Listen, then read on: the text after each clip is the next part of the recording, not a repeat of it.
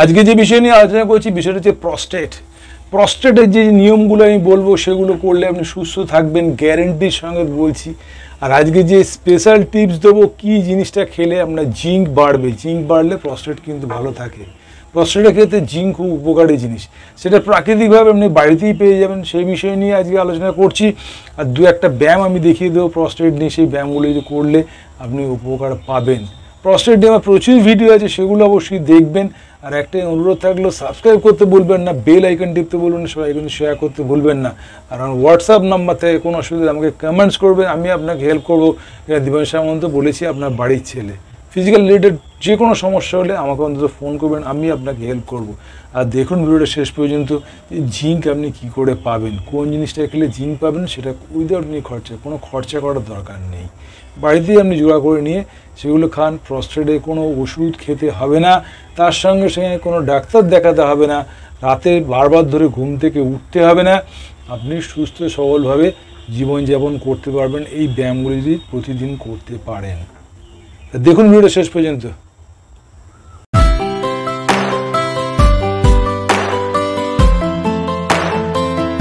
আজকে যে বিষয় নিয়ে আলোচনা করছি বিষয়টা হচ্ছে প্রস্টেট। আফটার 40 পরে সাধারণত প্রস্টেট দেখা দেয়, কারোর অল্প বয়সে দেখা দিতে পারে, কিন্তু এই 40 বছর বা 50 বছর পরে যখন প্রস্টেট শুরু হয় তখন আপনাদের মধ্যে রাতে বারবার ধরে উঠতে হচ্ছে, বাথরুমে বারবার ধরে ইউরিনের সমস্যা হচ্ছে। ধরুন আর একটু বেশি বয়সে আপনাদের মানে কী বলেন, প্যান্টেও আপনাদের মানে ইউরিন হয়ে যাচ্ছে, হোল্ড করতে পারছেন না। তো এইসব বিভিন্ন টাইপের সমস্যা আছে। কারোর আবার ইউরিন কী বলছে আটকে আছে, বেরোচ্ছে না, মানে মনে হচ্ছে যেন ইউরিন থেকে যাচ্ছে। তো এই ছোট্ট ছোট্ট যে সমস্যাগুলো থাকে তার জন্য 3টে টেস্ট করতে হয়। 1 নম্বর টেস্ট লোয়ার অ্যাবডোমেন ইউএসজি, তাতে আপনার প্রস্টেট কতটা বেড়েছে সেটা জেনে যাবেন। আবার বলে দিই, লোয়ার অ্যাবডোমেন ইউএসজি করলে প্রস্টেটের ওজন কত সেটা জেনে যাবেন। 50 গ্রামসের নিচে হলে আমাকে ফোন করবেন, 50 গ্রামসের নিচে হলে আমাকে ফোন করবেন, আমি আপনাকে হেল্প করবো, কথা দিলাম। 2 নম্বর হচ্ছে আপনাকে ইউরোফ্লোমেট্রি টেস্ট করতে হবে, ইউরিনটা কতটা ফোড়ে যাচ্ছে, 2 নম্বর। 3 নম্বর বলেছি পিএসএ টেস্টটা যদি 4-এর ওপর যায় তাহলে আপনার অবশ্যই সমস্যা আছে, 4-এর নিচে থাকলে অবশ্যই আমাকে জানাবেন। তো এই ছোট্ট 3টে টেস্ট আপনাকে অবশ্যই করতে হবে। তার সঙ্গে সঙ্গে কী করতে হবে সেই বিষয় নিয়ে আজকে আলোচনা করছি। প্রথমত হচ্ছে ব্যায়ামটা দেখিয়ে দিই। 1 নম্বর ব্যায়াম সবসময় আপনাকে করতে হবে কি, এই বাটারফ্লাই এক্সারসাইজ। যতটা ভেতরে ঢুকিয়ে, যদি হাঁটুর সমস্যা থাকে চেয়ারে বসেই আপনি করতে পারেন, বিছানার মধ্যে খাটে বসে করতে পারেন, পা ঝুলিয়ে করতে পারেন।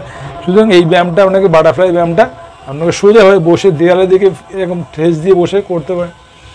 করুন সকালবেলা 100-200 করে করুন প্রস্টেটের এই বাটারফ্লাই ব্যায়ামটা, প্রজাপতি ব্যায়াম বল, করতে থাকুন। স্পাইনটা সোজা করে করতে থাকুন। করলে কী হবে, যে গ্রোয়েনের জায়গাটা, প্রস্টেট যে জায়গাটা থাকে সেটা হচ্ছে ভেতরটা হাড়ের মধ্যে থাকে, এটা বাইরে থেকে আউটলুক করা যায় না বা দেখা যায় না। সুতরাং ওই ভেতরের মাসেলসের অ্যাক্টিভিটিসটা বাড়ানোর জন্য এই যে দুটো হিপ বোন আছে, ফিমার বোনে, আর এইখানে ইলেক্ট মাসেলস বোনস আছে, সেই জায়গাটা ভেতরটাকে মুভ করানো। তার জন্য কি করতে হবে আপনাকে,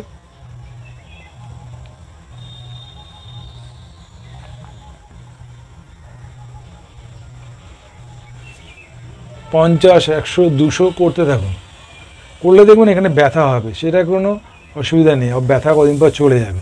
এটা একটা, আপনি বসে বসে পা স্ট্রেচ করুন, এরকম বসে বসে পা স্ট্রেচ করুন, সামনের দিকে বসে বা পিছন দিকে হেলান দিয়ে করুন, পা মুভ করুন,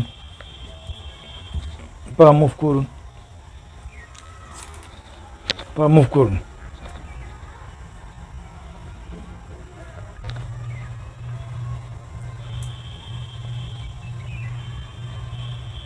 করলে কি হচ্ছে, দেখুন অ্যাবডোমেনটা টাইট হয়ে যাচ্ছে।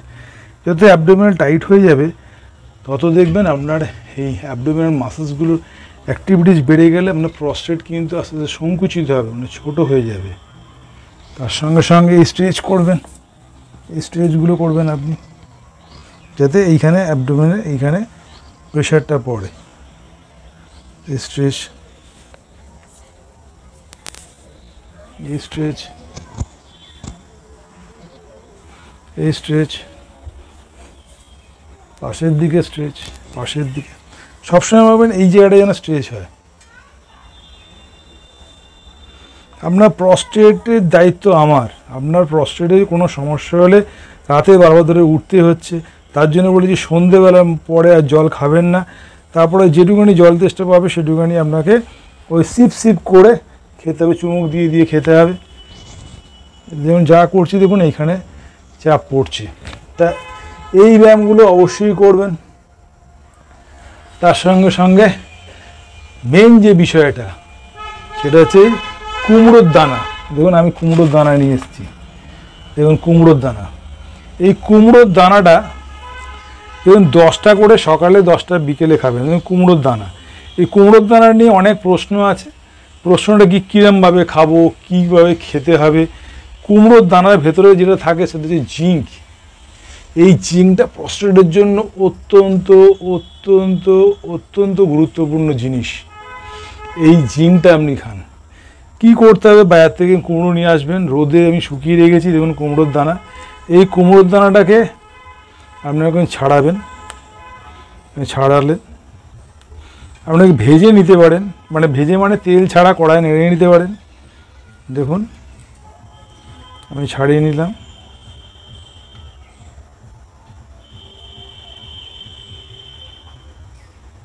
রোদে দিয়ে রেখেছিলাম।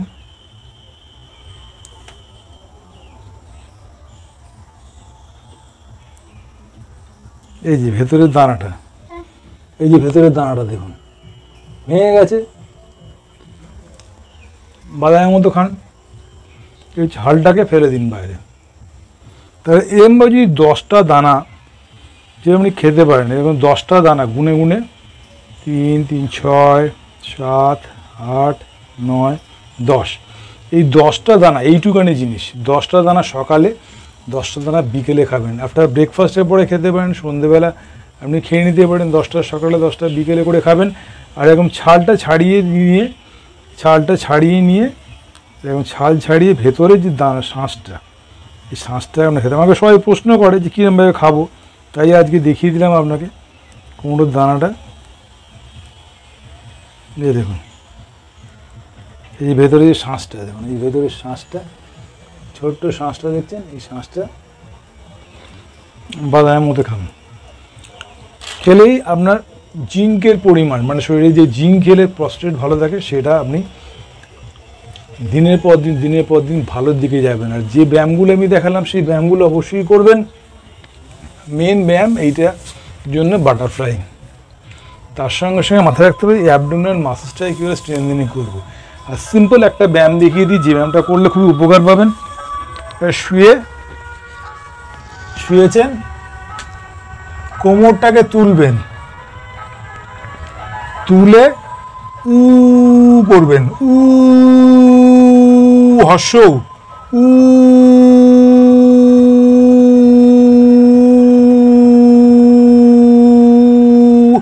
করে দেবেন। এই লোয়ার অ্যাবডোমেনটা প্রচুর পরিমাণে চাপ পড়ে। যদি বালিশ দিয়েও করতে পারেন, বালিশটা দাও, বালিশটা দিয়ে যদি বালিশটা চাপুন, বালিশটা হাঁটুর মধ্যে দিয়ে বালিশটাকে চাপুন, দুটো হাঁটু দিয়ে চাপ দিচ্ছেন, তুলছেন ওপরে, আর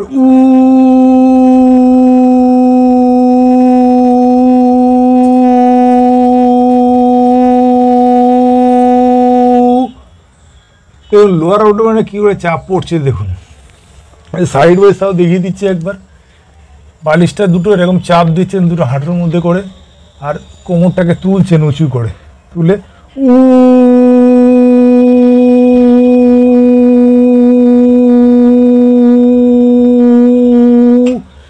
এরকম করে 15 থেকে 20 বার এই উটা করতে পারেন।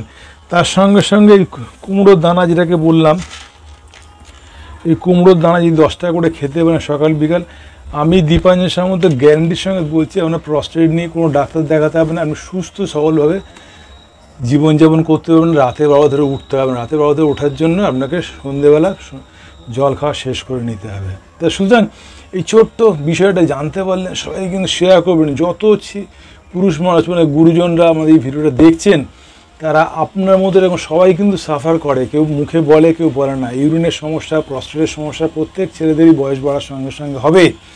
সুতরাং আপনি এর থেকে মুক্তি পাবেন, আমি গ্যারান্টির সমেত বলছি। আর একটাই কথা বলি, আমার হোয়াটসঅ্যাপ নাম্বার থেকে কোনো কমেন্টস হলে আমাকে অবশ্যই জানাবেন, ফোন করবেন, আমি আপনাকে হেল্প করে কথা দিলাম।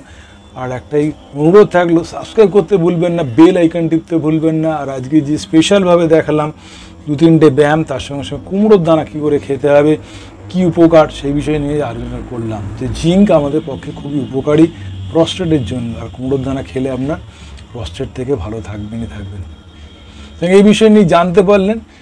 ভালো থাকুন, সুস্থ থাকুন। প্রস্টেট হলে কোনো সমস্যা, ইউরিনে কোনো সমস্যা হলে আমাকে অবশ্যই জানাবেন, আমি আপনাকে হেল্প করবো। প্রস্টেটে কোনো সমস্যা থাকলে 50 গ্রামসের নিচে যদি হয় অবশ্যই আমাকে জানাবেন, আমি আপনাকে হেল্প করবো। কোনো মেডিসিন ডাক্তার কাছে যেতে হবে না, আপনি ভালো থাকবেন, গ্যারান্টির সঙ্গে বলছি। ভালো থাকুন, সুস্থ থাকুন, ভগবানের কাছে এই প্রার্থনা করি। নমস্কার।